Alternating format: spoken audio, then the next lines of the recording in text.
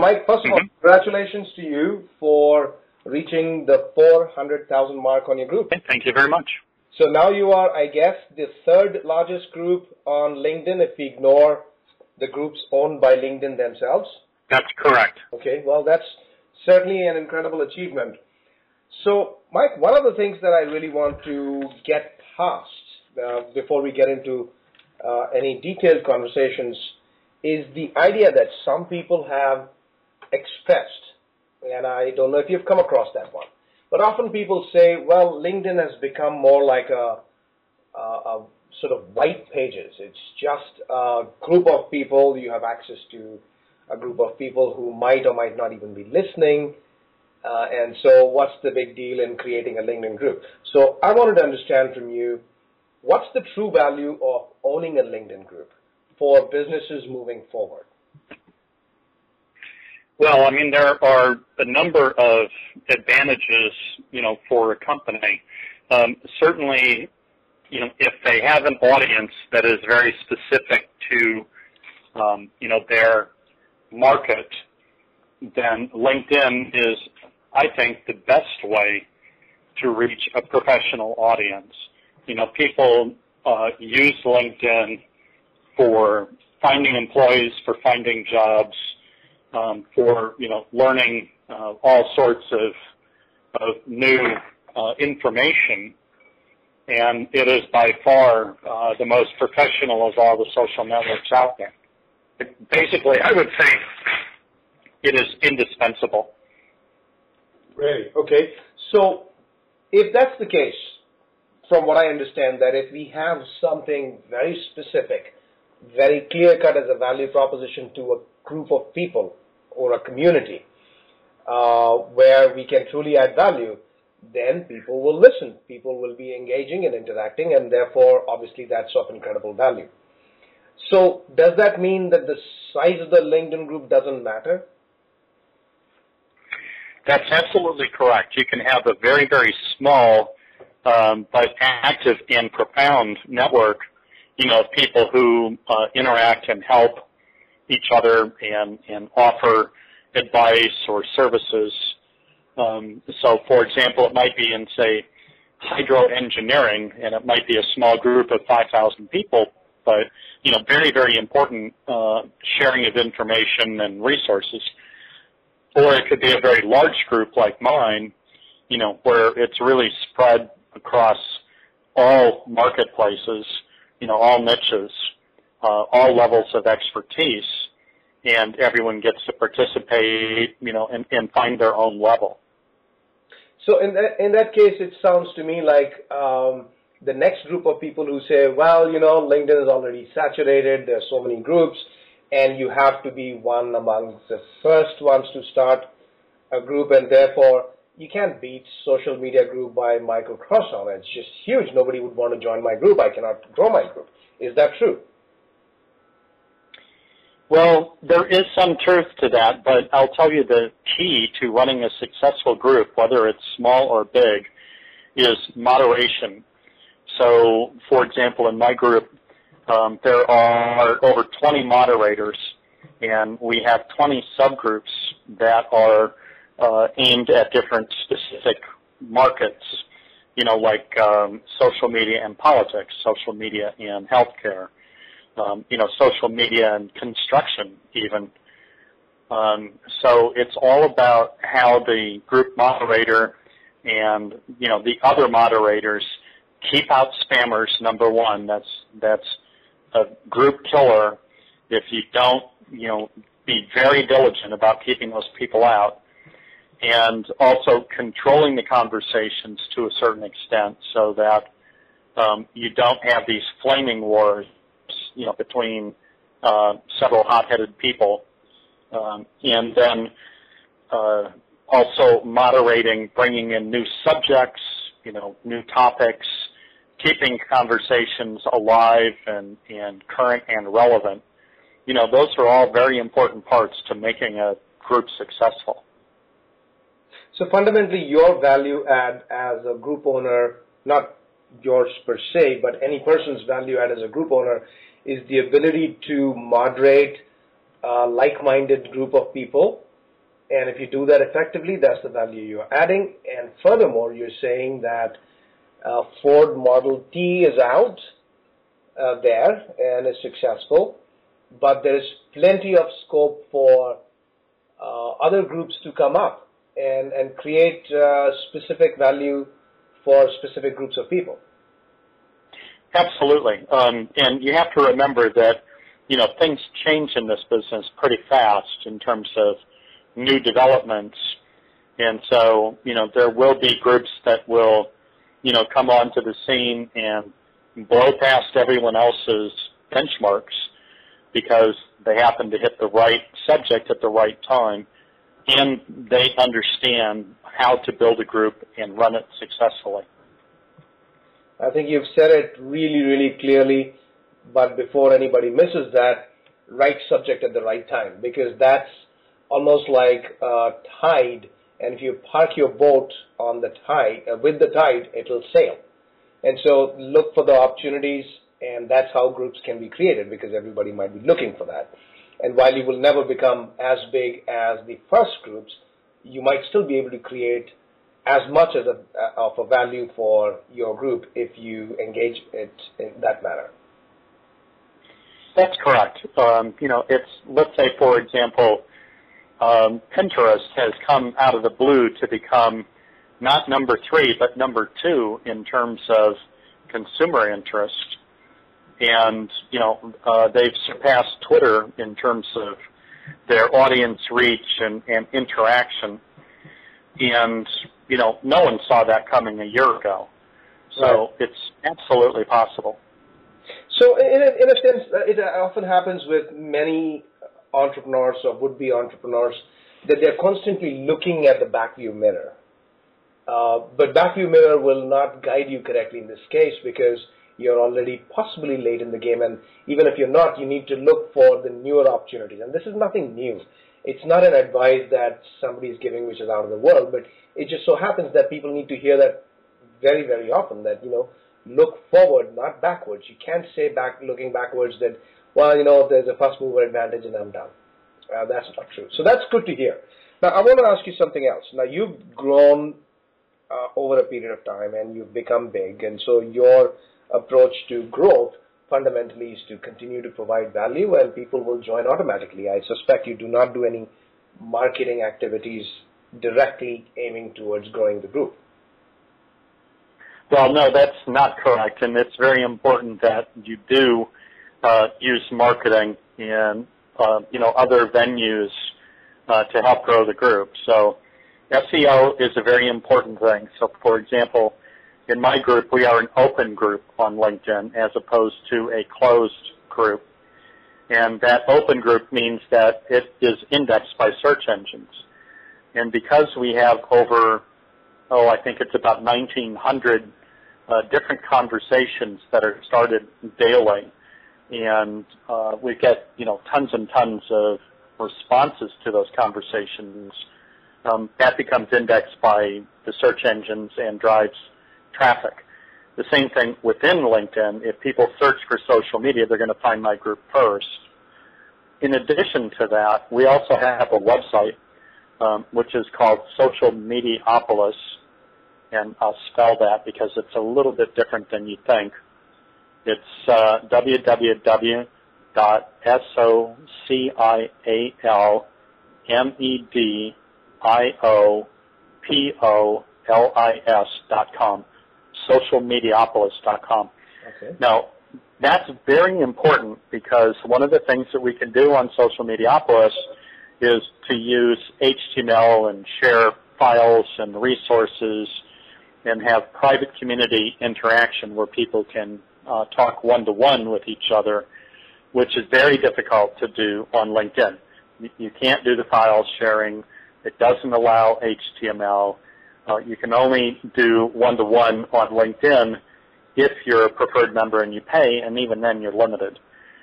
So Social Mediapolis is also tuned for SEO, and it's a part of what I call a cycle of goodness where, we encourage people to join Social Mediapolis and get additional value to what they can on a LinkedIn group. Okay, so Social Mediapolis is essentially complementary to LinkedIn group that you have, where the LinkedIn group essentially limits and restricts what you can do and cannot do. And therefore, when you combine it, somehow link the two together, you are now able to do things that otherwise you couldn't do on LinkedIn, and therefore bring in more people to the LinkedIn group as well as to Social Mediapolis. That's correct. And so, there are many examples of that I can give you, but one of the things that I do every week for the LinkedIn group is to provide an email that gives them an opportunity for free webinars, free white papers, or ebooks, many different sources like that. And people can, go from LinkedIn, sign up for those, and then they receive these materials at no cost. Well, I can deliver that directly to my team and my audience on Social Mediapolis, without going through that registration process because they're already registered. So basically what you couldn't do on LinkedIn, you can now, because they are members of Social Mediapolis. So basically you take the members of LinkedIn group who are interested, move them on to Social Mediapolis, and thereby now you have a direct engagement with them. Correct. Okay. So that's a good strategy. That's an important strategy to have in place because obviously you don't have the email addresses of people in your LinkedIn group, and so you really don't have a true CRM capability there. Whereas if you get them onto your Social Mediapolis, you are now able to engage with them at a deeper level, and you get a greater understanding of their profiles, their interests, their likes and dislikes, and you can serve them. And I use the word serve very, very carefully, better, because you can also obviously abuse them, which some people tend to do, but you can only grow if you serve them rather than abuse them with your secondary marketing. I could not have put it better myself. And yes, the potential for abuse is there, but clearly, if you look at the group and the moderation and how well it's run, and the offers that are presented to the audience every single week, that's one of the reasons why it has grown so successfully, particularly when it comes to people who are new to social media, which is one of the core elements of my group. See, one of the problems with LinkedIn is that as a group owner, you don't get very much in the way of statistics. In fact, you get very, very little. You don't know where the people are coming from. You don't know what your, unsubscribe rate is, why people are dropping out. You don't know how much time they're spending. You don't know what subjects they're interested in. There's a whole bunch of stuff that LinkedIn keeps all of that data to themselves, and they don't share with the managers. But if you can build a sub-segment of your list, and it's large enough, then it will end up being representative of the group's interests. And then you can use SurveyMonkey and other polling tools, and you can keep your pulse on what the group really is interested in and how to effectively serve the audience, like you said, very, very important, and also how to focus on where the growth patterns are. Now, Michael, I completely understand the strategy that you are recommending because I have studied personally this area. But for the benefit of everybody else, why can I not do that with somebody else's group? For example, instead of starting my own group, I could have something equivalent of Social Mediapolis and go and communicate that idea in other people's groups because they're large. Why do I need to have my own group to do this? Well, I think the essential reason for that is that people will identify with a specific group, and they will invite their friends, and over time, you will build a tight and robust community of people who interact with each other, and you'll have a core of users who really identify with that group and they're proud to be a part of it. If you're just posting on all these other different groups and you don't have your own core entity, then, you're kind of an interloper, if you will. People will see you as coming in and out, to exploit to a certain degree, their participation. But if you're a central part of what they do on a daily basis, because you have a successful group, it's an entirely different approach.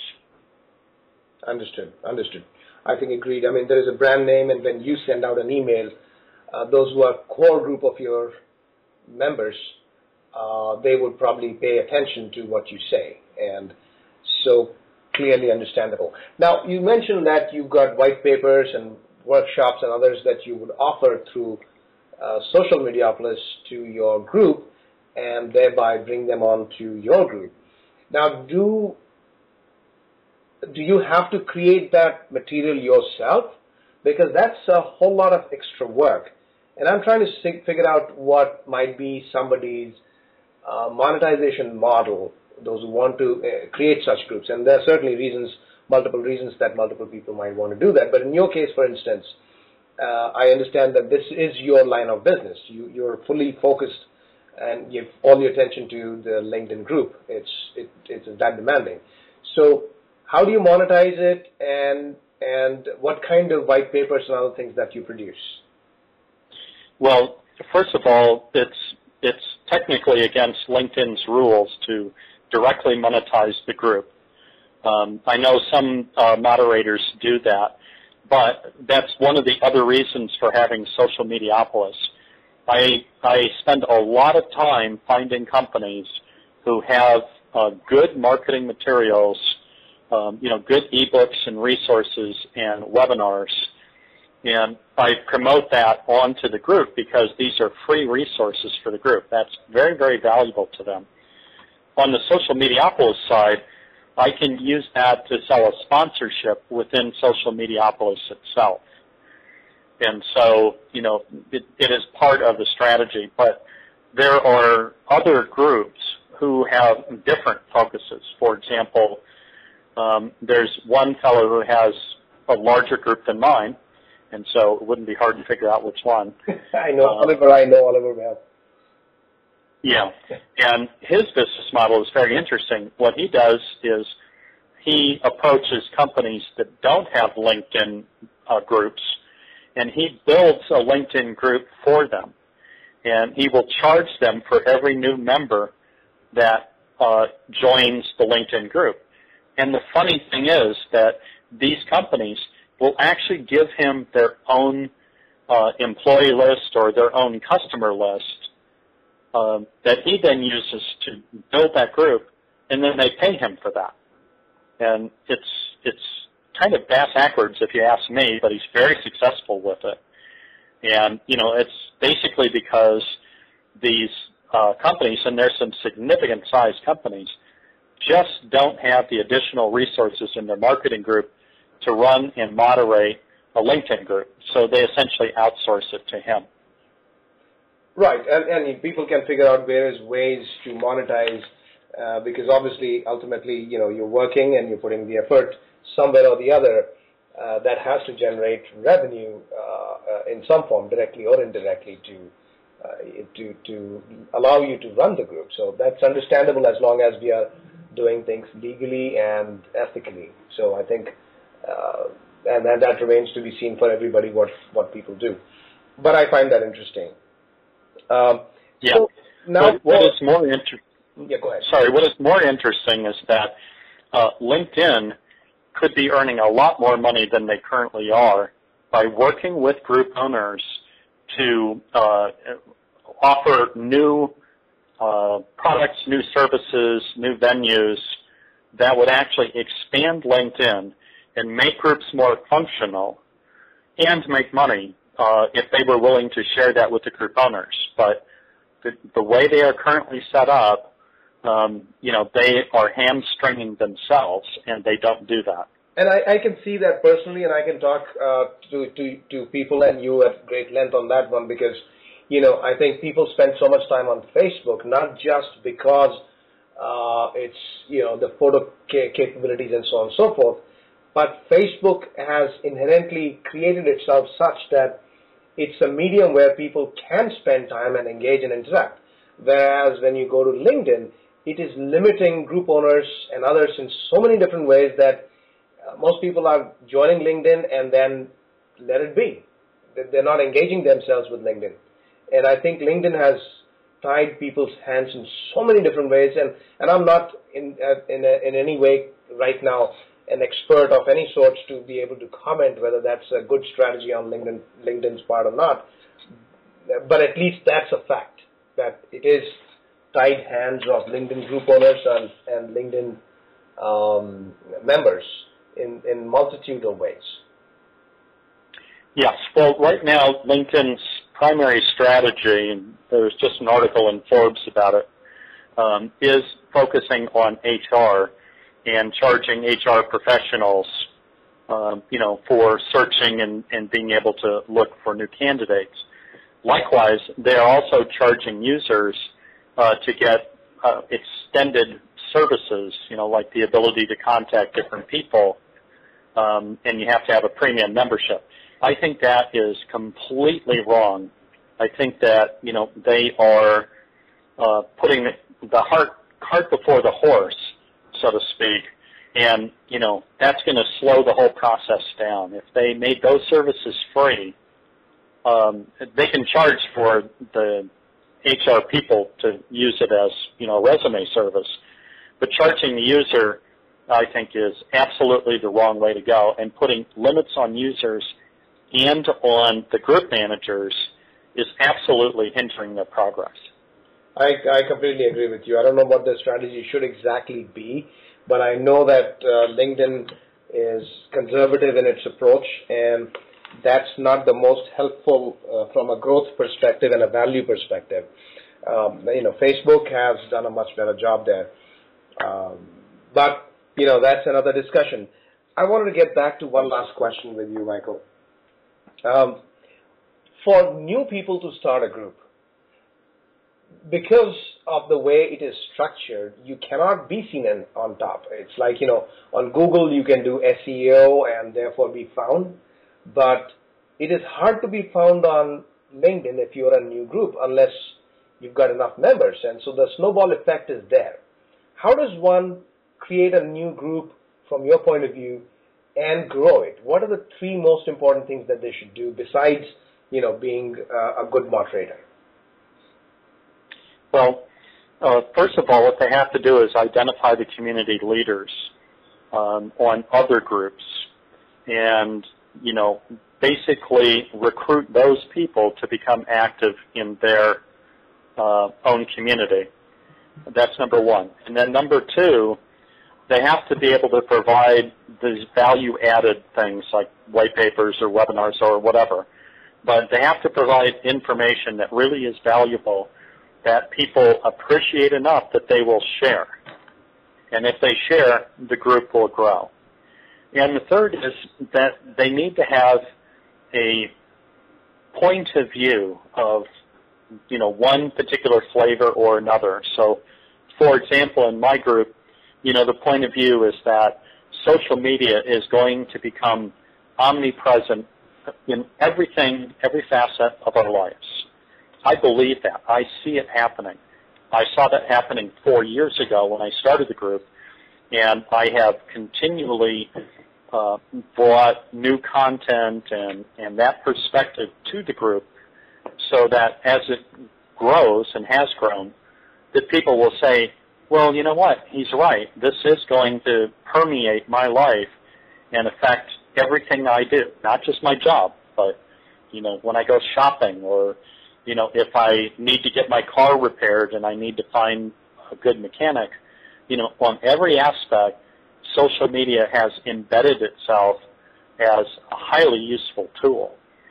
And so having a perspective and being able to articulate that and move the group in the direction of supporting that, I think is also a very important factor that most people don't really consider. Interesting. I can completely recognize it, but I also recognize that nobody else has said the same thing, that you need to have an angle. You can't just be same old, same old. Right. So, for example, if you started a group about chocolate, well, that's not really going to interest a lot of people.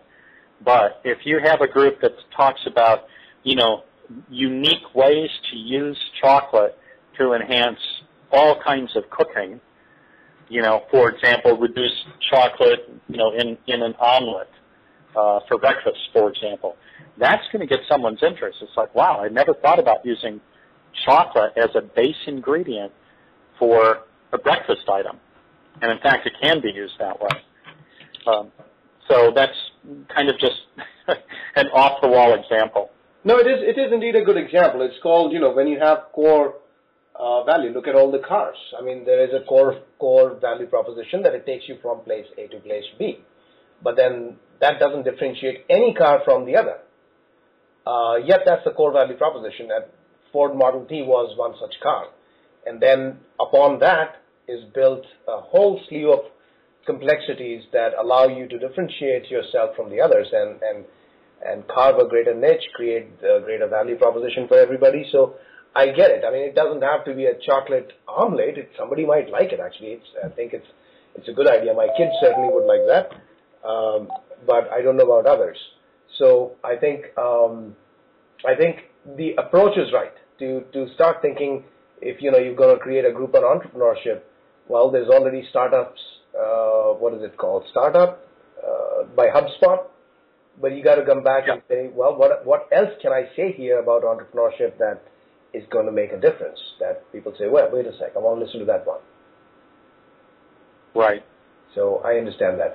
Michael, thank you so much. We have almost reached our end of the 30 minutes that I had anticipated. So this has been an incredibly valuable conversation, very, very helpful, and I wish you all the best. I hope your group grows to the 500,000 mark as quickly as possible, and I look forward to talking with you again.